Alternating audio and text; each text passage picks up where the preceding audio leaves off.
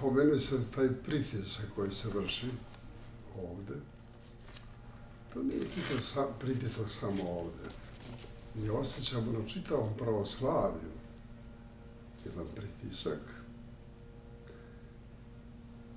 Možda i onoj rimskoj rečenici podeli pa vladaj.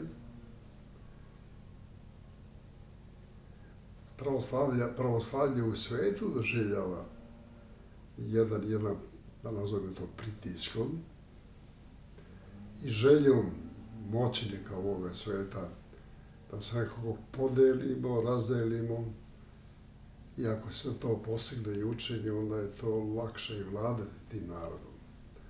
Ali nadamo se da našu crkvu i naš pravoslavni narod vodi Duh Sveti. Iskušenja su uvek dolazila i dolazit će ne samo sada, nego i buduće, ali naše je da budemo jedinstveni u crkvi, da budemo duhom i telom vezani za svoju crkvu, jer on nas, ne samo da nas vodi danas, nego kroz čitavu našu istoriju i prošlost, crkva je igrala vrlo važnu i veliku ulogu. Bogu hvala, to kod nas u Srbiji sada uveđaju i mnoge poznate ličnosti ljudi od ovoga vremena, tvrdeći da je crkva vrlo važan faktor u životu našeg naroda i to se polako pokazuje i sada u našem životu.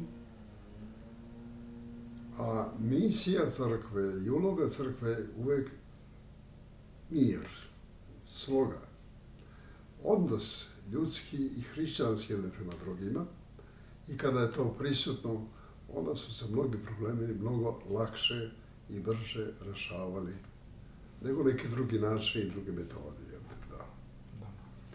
Da.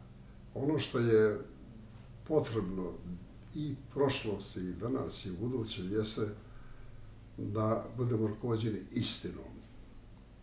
Istina će pobediti svet. Može laž da prodre, ali to ne traje mnogo dugo. Pak ljudi, Bog hvala, imaju razum i prodru u suštinu stvari i vrlo se brzo uvidi šta je laž, šta je istina, pa se laži oslobađaju, a istinu prihvaćaju. Tako veli mi sada u našem slučaju i uopšte u načelu, jeste, treba se držati istine, pa ako treba i postradati za istinu, ali će istina na kraju krajeva pobediti. Treba biti strpljiv i malo nadu položiti i polagati ne samo u ljude, nego pre svega i u Boga. Svešći saznanju da Gospod rukovodi našom crkvom i našom sudbinom i očekuje da mi učestvujemo u tome. Onda, kada imamo neke svoje razloge, svoje puteve, tu stvaramo probleme, ali to nisu problemi istine, probleme nas sami, koji nismo se predali dovoljno meri istini, nego tražimo neku ljudsku istinu, a sve što je od ljudi i od čoveka, a mimo Boga, to je plitko. Da. Sa medijima isto tako. To ima iskreni, čestih ljudi koji vode medija, ali ima i oni drugih koji imaju svoje planove i svoje ciljeve i mnogi pokušavaju na vešt način da to umetnu pod oblan tom istine i zato treba otvoriti mnogo očiju i to sagledati i držati se istine i rukovoditi se da u svemu temelj i cilj naše aktivnosti bude istina, kako što rekao, ona će pobediti svet. Da. Ima dobrih ljudi, ali ima i oni drugih, zlonamernih i oni stvaraju ozbiljne probleme, treba ih sagledati i prepustiti ih sebi. Da.